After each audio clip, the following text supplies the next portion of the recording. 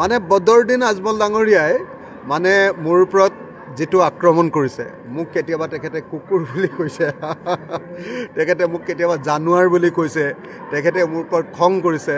মই বুজি উঠিছোঁ যে তেখেতৰ সন্মুখত যদি মই থিয় হওঁ তেতিয়াহ'লে চাগে তেখেতে মোক মাৰিব। কিন্তু প্ৰথম কথা যে এজন ধৰ্মগুৰু ইমান খং উঠাটো ভাল নহয়।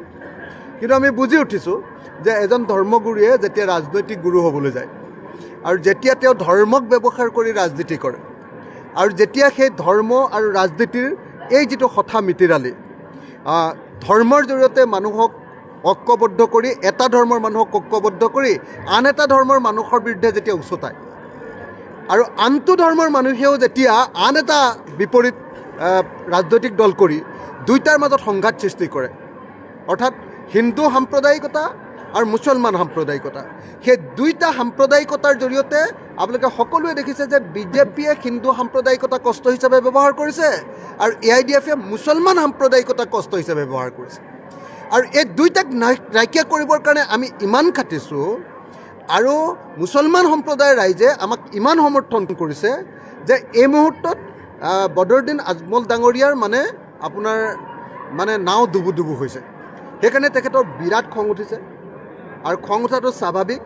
তেখেতে ধৰ্মৰ যিটো ব্যৱসায় কৰি আছিলে, তেখেতে ধৰ্মক যিটো ৰাজনীতিকীকৰণ কৰি আছিলে, তাৰ বিৰুদ্ধে সকলো মানুহক যেতিয়া আমি ঐক্যবদ্ধ কৰি দিলোঁ, এতিয়া ডেফিনেটলি মই ভাবোঁ যে বদৰুদ্দিন আজমল চাহাবৰ খং উঠাৰে কথা।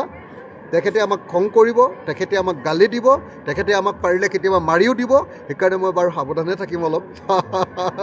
আজমল চাহাবৰ ওচৰলৈ নাযাওঁ বাৰু, মই দূৰে দূৰে থাকিম। কিন্তু এটা কথা খাটাং যে তেখেতে যিমানেই গালি নিদিয়ক লাগিলে, তেখেতে মোক কুকুৰ মেকুৰী যিয়ে নকওক লাগিলে, মই এটা কথা স্পষ্ট কৰি দিছোঁ যে অসমত কোনো ৰাজনৈতিক দলত ধৰ্মৰ ব্যৱসায় কৰিবলৈ দিয়া নহ'ব।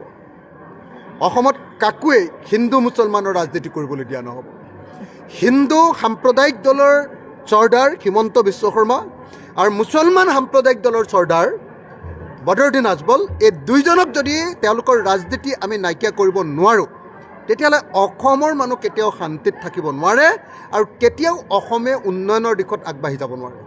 সেইকাৰণে আমি এই মুহূৰ্তত সকলো মানুহে লগ লাগি বদৰুদ্দিন আজমলৰ মুছলমান সাম্প্ৰদায়িকতা আৰু হিমন্ত বিশ্ব শৰ্মাৰ হিন্দু সাম্প্ৰদায়িকতা, এই দুইটাক বশ কৰিবৰ কাৰণে, এইটোক নাইকিয়া কৰিবৰ কাৰণে আৰু অসমক শান্তি আৰু ঐক্যৰ পথত আগুৱাই লৈ যাবৰ কাৰণে কাম কৰিব লাগিব। মই বদৰুদ্দিন আজমল চাহাবৰ গালিটোক আশীৰ্বাদ হিচাপে গ্ৰহণ কৰিছোঁ।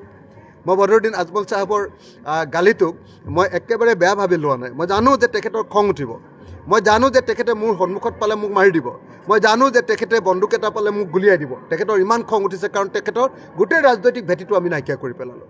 এসময়ত মুছলমান সমাজে তেখেতক মেছিয়া বুলি ভাবিছিল, যে মুছলমানক বচাবৰ কাৰণে আহিছে। এতিয়াহে গম পালে মুছলমান সমাজে আমি সোমাই দিয়াৰ পাছত যে তেখেত মুছলমানৰ মেছিয়া নহয়, তো তেখেত মুছলমানৰ আচলতে শত্ৰু, যি হিন্দু সাম্প্ৰদায়িকতাক একেলগতে লৈ বিজেপিৰ লগত একেলগতে তেওঁ তালমিল খেলি তেওঁ যেতিয়াই বিজেপি দুৰ্বল হয় তেতিয়াহ'লে তেওঁৰ শক্তিটো বঢ়াই দিয়ে, তেওঁ সাংঘাতিক ধৰণৰ কথা কৈ দিয়ে, আৰু যেতিয়াই তেখেত দুৰ্বল হয় তেতিয়া আকৌ বিজেপিয়ে তেখেতসকলক শক্তি দি দিয়ে। গতিকে বিজেপিৰ বদৰুদ্দিন চাচা আৰু মামা দুইজনে লগ লাগি ৰাজনীতি কৰি আছিলে, সেই ৰাজনীতিটো ভাঙি দিছোঁ। গতিকে চাচাৰো খং, মামাৰো খং, দুইজনে লগ লাগি কি কৰে আৰু ঠিকনা নাই, বাচি থাকিব লাগিব তাৰ মাজতে।